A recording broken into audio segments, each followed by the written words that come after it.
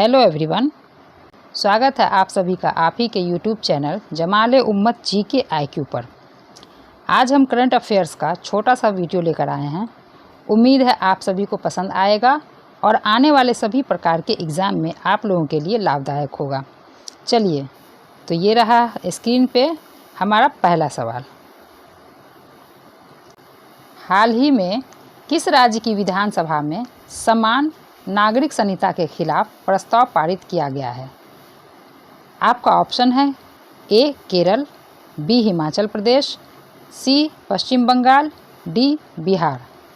आपका सही उत्तर है ए केरल। चलिए, अब इसके बारे में कुछ डिटेल्स जानकारी ले लेते हैं। केरल विधानसभा ने सर्वसम्मति से एक प्रस्ताव पारित किया जिसमें राज्य में समान नागरिक संहिता UCC लागू नहीं करने का आह्वान किया गया। इसके साथ ही प्रस्ताव में कहा गया कि केंद्र सरकार को UCC का मसौदा तैयार करने का ध्रुवीकरण कदम छोड़ देना चाहिए। केरल विधानसभा UCC के खिलाफ प्रस्ताव पारित करने वाली देश की पहली विधानसभा है। क्या हुआ? केरल विधानसभा ने सर्वसम्मति से एक प्रस्ताव पारित किया जिसमें राज्य में समान नागरिक संहिता UCC लागू नहीं करने का आह्वान किया गया। इसके साथ ही प्रस्ताव में यह भी कहा गया कि केंद्र सरकार को UCC का मसौदा तैयार करने का ध्रुवीकरण कदम छोड़ देना चाहिए। केरल विधानसभा UCC के खिलाफ प्रस्ताव पारित करने वाली देश की पहली विधानसभा है। केरल विधानसभा UCC के खिलाफ प्रस्ताव पारित करने वाली देश की पहली विधानसभा है। चलिए, अब हम अपने अगले क्वेश्चन की तरफ बढ़ते हैं। ये रहा स्क्रीन पे आपका अगला सवाल। उड़ीसा उच्च न्यायालय के मुख्य न्यायाधीश के रूप में किसने शपथ ली है? उड़ीसा उच्च न्यायालय के मुख्य न्यायाधीश के रूप में किसने शपथ ली है? आपका ऑप्शन है दयाशंकर पांडे, सुभाषिष तालपात्रा, प्रेम प्रकाश सिन्हा, दीपक कुमार मिश्रा। आपका सही उत्तर है सुभाषिष तालपात्रा। चलिए, अब हम कुछ डिटेल्स देख लें। न्यायमूर्ति सुभाषिष तालपात्रा ने उड़ीसा उच्च न्यायालय के मुख्य न्यायाधीश के रूप में शपथ ली। उड़ीसा उच्च न्यायालय के मुख्य न्यायाधीश के रूप में शपथ ली। उड़ीसा के राज्यपाल प्रोफेसर गणेशी लाल ने उड़ीसा उच्च न्यायालय परिसर में एक समारोह में नए मुख्य न्यायाधीश को पद की शपथ दिलाई। किसने पद की शपथ दिलाई? प्रोफेसर, यानी उड़ीसा के राज्यपाल हैं प्रोफेसर गणेशी लाल। उड़ीसा के राज्यपाल हैं प्रोफेसर गणेशी लाल। उन्होंने उड़ीसा के उच्च न्यायालय परिसर में ही एक समारोह में नए मुख्य न्यायाधीश को पद की शपथ दिलाई। नए मुख्य न्यायाधीश को पद की शपथ दिलाई। न्यायमूर्ति सुभाषिष तालपात्रा ने उड़ीसा उच्च न्यायालय के 33वें मुख्य न्यायाधीश के रूप में न्यायमूर्ति S मुरलीधर का स्थान लिया। न्यायमूर्ति सुभाषिष तालपात्रा ने 33वें मुख्य न्यायाधीश के रूप 33वें कितने नंबर पे हैं? ये 33वें नंबर पे हैं न्यायाधीश के रूप में न्यायमूर्ति S मुरलीधर का स्थान लिया। इससे पहले सुभाषिष तालपात्रा से पहले न्यायाधीश के रूप में न्यायमूर्ति कौन थे? S मुरलीधर। चलिए, अब हम अपने अगले क्वेश्चन की तरफ बढ़ते हैं।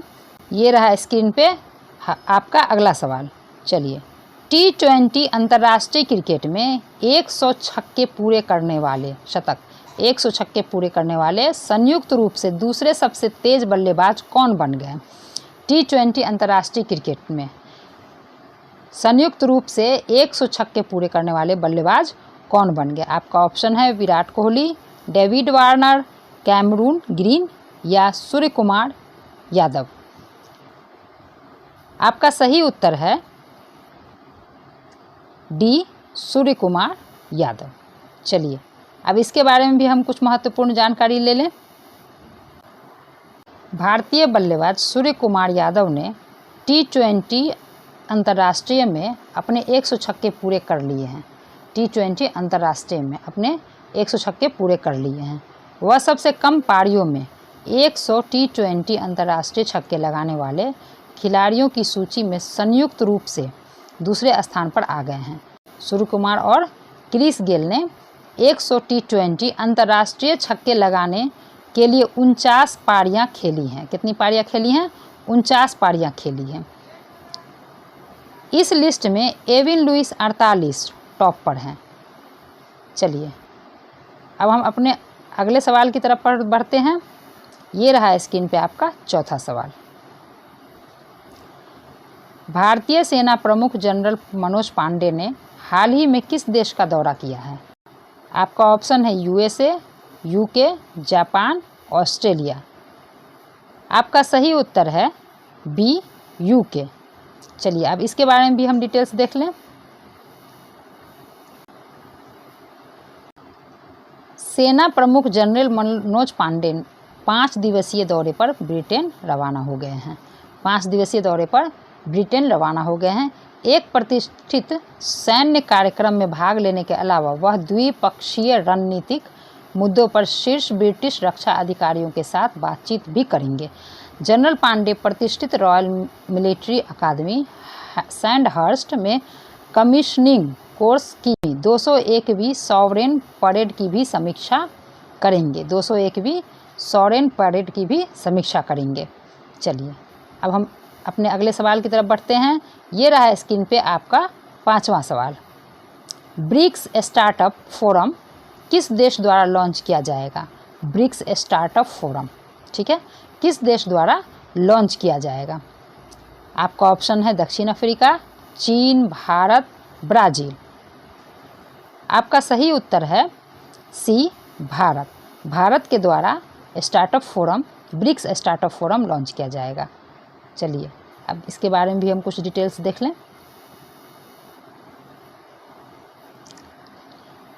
विनेस्को इंक्यूबेटरों और उद्यमियों के बीच सहयोग स्थापित करने के लिए भारत इस साल ब्रिक्स स्टार्टअप फोरम शुरू करने जा रहा है।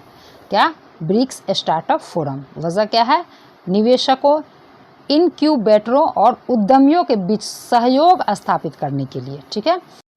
भारत के वाणिज्य और उद्योग मंत्री पीयूष गोयल ने दक्षिण अफ्रीका के साथ वर्चुअली आयोजित 7वीं ब्रिक्स उद्योग मंत्रियों की बैठक के दौरान इसकी घोषणा की है। ब्रिक्स ब्राज़ील, रूस, भारत, चीन और दक्षिण अफ्रीका का एक समूह है, ठीक है। चलिए अब हम अपने अगले सवाल की तरफ बढ़ते हैं। ये रहा स्क्रीन पे आपका अगला सवाल। केंद्रीय अप्रत्यक्ष कर और सीमा शुल्क बोर्ड के अध्यक्ष का पदभार किसने संभाला है? आपका ऑप्शन है संजय कुमार अग्रवाल, विवेक जौहरी, संजय सिन्हा, SK मिश्रा। आपका सही उत्तर है संजय कुमार अग्रवाल। चलिए अब इसके बारे में भी डिटेल्स देख लें। IRS अधिकारी संजय कुमार अग्रवाल ने केंद्रीय अप्रत्यक्ष कर और सीमा शुल्क बोर्ड CBIC के अध्यक्ष के रूप में कार्यभार संभाला है, ठीक है। अग्रवाल विवेक जौहरी का स्थान लेंगे।